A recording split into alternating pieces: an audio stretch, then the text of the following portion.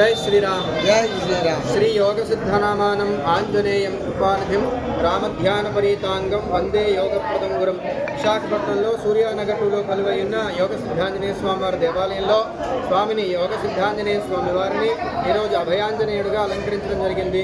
ఈ దేవాలయంలో పాంచరాత్ర ఆగమ విధానంలో స్వామివారిని త్రయాన్నిక దీక్షతో అర్చన తీసుకుంటున్నాం. ఈ హనుమత్ జయంతిని పురస్కరించుకొని మొదటి రోజు విశ్వక్షణ ఆరాధన, పుణ్యాహవాచనం, ఋత్విక్వరణం, ఉత్సంగ్రహణం, అంకురార్పణ, అగ్ని ప్రతిష్టాది కార్యక్రమాలతో ప్రారంభించి రెండో రోజు స్వామికి పంచామృతాభిషేకం, నిన్నటి రోజున స్వామికి పంచామృతాభిషేకం మరియు 108 కలశలతో అష్టోత్తర శత కలశాభిషేకం నిర్వహించడం జరిగింది.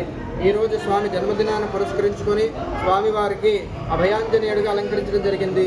ఒక చేతిలో స్వామి అభయహస్తం, ఒక చేతిలో బంగారుమయమైనటువంటి గదని ధరించి అద్భుతమైన ఆకర్షించే నేత్రాలు కలిగిన రాజమారుతిగా స్వామి విశేషమైన ఆభరణాలు ధరించి పట్టు పీతాంబరాలు ధరించి అద్భుతమైన స్వామి యొక్క అపురూపమైన రూపాన్ని ఈరోజు దర్శించుకుంటున్నాం. ప్రత్యేకంగా హనుమత్ జయంతిని పురస్కరించుకొని చేసిన అలంకారం. ఇదే రోజు స్వామికి ఇప్పుడు పూర్ణాహుతి కార్యక్రమాన్ని నిర్వహించి 9:30 సీతారాముల కళ్యాణం నిర్వహించడం జరుగుతుంది.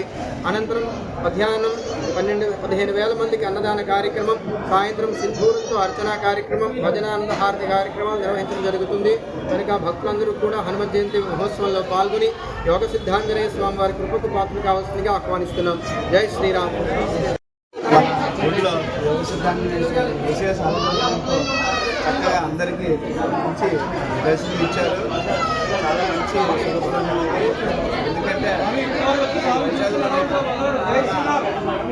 మంచిగా విశిష్టంగా అలంకరణ చేసి